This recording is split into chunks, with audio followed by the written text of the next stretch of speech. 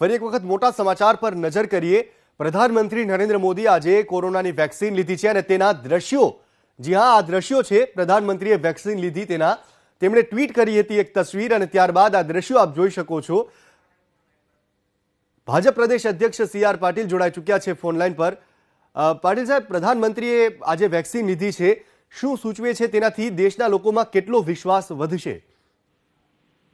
આદરણીય પ્રધાનમંત્રી શ્રી નરેન્દ્ર મોદી સાહેબે આજે 3 વસ્તુનો જવાબ આપ્યો છે। કોંગ્રેસ દ્વારા જે અફવા ફેલાવવામાં આવતી હતી કે આ વેક્સિન સુરક્ષિત નથી, મોદી સાહેબે પોતે વેક્સિન લઈને આખા દેશના લોકોને મેસેજ આપ્યો છે કે આ વેક્સિન સંપૂર્ણપણે સુરક્ષિત છે। બીજું એ કહેતા હતા કે સામાન્ય લોકોને પહેલા વેક્સિન આપે છે, નેતાઓ કેમ લેતા નથી। નરેન્દ્ર મોદી સાહેબે એનો પણ જવાબ આપ્યો છે કે સામાન્ય લોકો એમના માટે પહેલા છે, એમને બાકી રાખીને પોતે વેક્સિન લેવી એ યોગ્ય નથી। એટલે આજે એમણે સંપૂર્ણ આખા દેશમાં લોકોને વેક્સિનનો લગભગ પહેલો ડોઝ આપવાનો જે સંપૂર્ણતાને હારે છે અને બીજો ડોઝ પણ શરૂ થઈ ગયો છે, ત્યારે એમણે વેક્સિન લઈને ફરી સાબિત કર્યું છે કે એમના મનમાં સામાન્ય લોકો માટે કયા પ્રકારની લાગણી છે। ત્રીજો મુદ્દો હતો દેશના સાયન્ટિસ્ટો પર વિશ્વાસ મૂકો, એમને શુભેચ્છા પાઠવી, એમને પ્રોત્સાહિત કરવા। તો આપણા દેશની અંદર એક આત્મનિર્ભર યોજના હેઠળ કહી શકાય કે સૌથી વધુ જેની જરૂરિયાત હતી એવી વેક્સિનની શોધ આપણા દેશના સાયન્ટિસ્ટોએ કરી। એક નહીં, 2 વેક્સિનની શોધ કરી અને બીજા દેશોને પણ એમણે મદદ કરી। તો આ સુરક્ષિત વેક્સિન બનાવીને એમના દેશનું ખૂબ મોટું કામ કર્યું છે।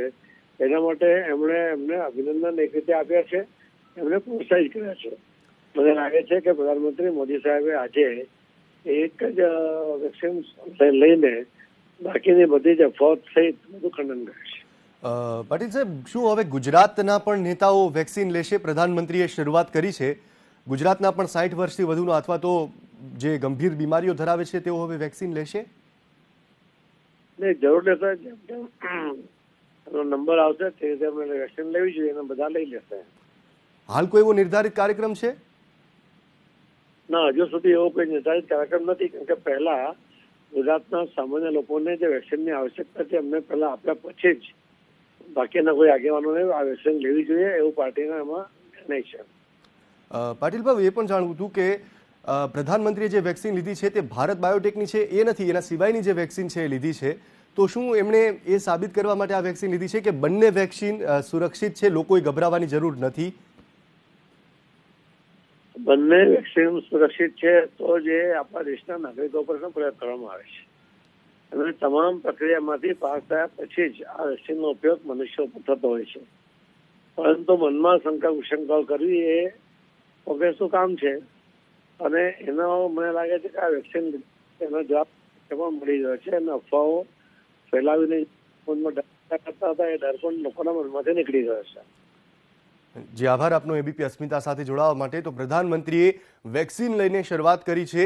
જી હા, તેમણે શરૂઆતમાં પ્રાથમિકતા આપી હતી ફ્રન્ટલાઇન વર્કર્સને, સામાન્ય જનતાને, અને હવે જ્યારે 60 વર્ષથી વધુની ઉંમરના લોકોને વેક્સિન લેવાનો વારો આવ્યો તો પ્રધાનમંત્રીએ આજે શુભ શરૂઆત કરાવી। સવારે 6:25 6:30 વાગ્યાની આસપાસ પ્રધાનમંત્રી નરેન્દ્ર મોદીએ વેક્સિન લીધી અને એ સાબિત કરી દીધું કે તમામ અફવાઓ અને ચર્ચાઓ ખોટી છે, બંને વેક્સિન સંપૂર્ણપણે સુરક્ષિત છે।